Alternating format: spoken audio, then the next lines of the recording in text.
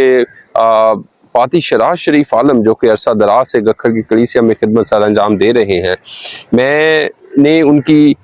इस पासबानी खिदमत में देखा है कि उन्होंने कभी भी कलीसिया को इन दुनियावी कहानियों से मुतासिर करने की कोशिश नहीं की, बल्कि हर उस बात से उन्होंने उस कलीसिया को बताई है जो खुदा के कलाम के मुताबिक है, खुदा के कलाम में से है। और मैं ये समझता हूँ कि एक सच्चा पासबान वही है जो कलाम की सच्चाइयों को, जो कलाम की अमीक गहराइयों को